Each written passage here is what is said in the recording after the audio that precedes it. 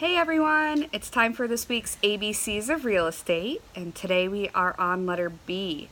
B is for backup offer. So what is a backup offer and how does it come into play during the real estate transaction? I've briefly touched before on how we're in a seller's market, meaning there are often properties that receive multiple offers on their home within days of going on the market. This is where a backup offer comes into play. So while the seller will go through the different offers they've received, keeping in mind the price that they're offered, the type of financing the buyer has, and the closing date, they will choose what they feel is the best offer. They will then go under contract with that offer.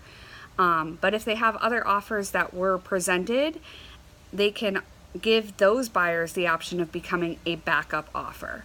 Basically, this will allow the seller to continue under contract with one buyer, but then have a buyer waiting in the wings should anything happen.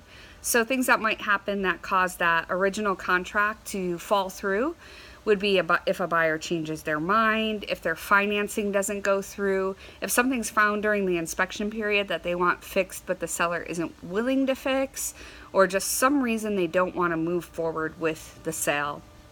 Then the backup offer would come into play. This would mean that second buyer who also really wanted the home can have the opportunity to go directly under contract with that seller after the first offer falls through.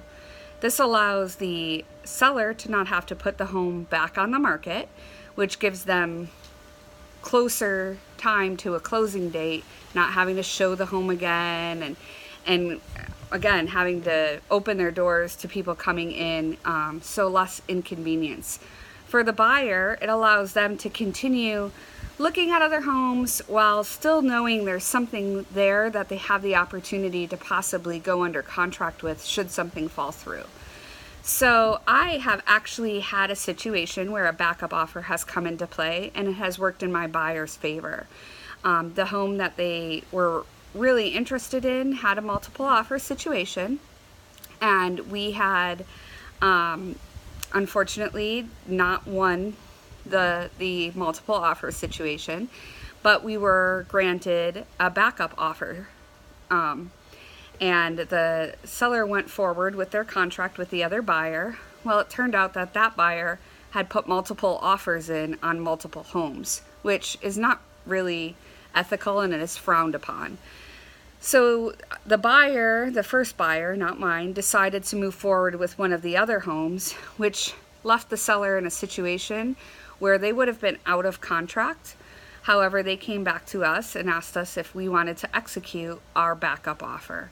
So we moved forward with our backup offer, and my buyer ultimately found themselves in the home 30 days later. So that was a great positive outcome of a backup offer. One thing to keep in mind for a backup offer, if you are representing the buyer, is to consider why the original offer didn't go through. For instance, if it is an inspection issue, make sure that you request to find out why the original offer didn't go through. Again, because if it's something that was uncovered during an inspection, the seller and the listing agent should tell you those details so your buyer can make that decision if it's something they want to pursue. But really, there's an upside to this because, again, your buyer can continue looking for another home and have an offer in place on a home that they may or may not go under contract with, but it can save them time. Also, if it's a home they really like, you never know what could happen. Again, crazy things happen in real estate and offers fall through, contracts fall through, financing falls through. Your buyer can wind up with a house that they didn't think they were going to originally get. So definitely if a backup offer is offered, I would suggest moving forward with it because, again, you just never know. So that's it about backup offers. If you have any questions about backup offers, real estate here in Central Florida, I'd be happy to help you in any way I can. Just either call, text, or send me a message. Thank you guys. Have a great day.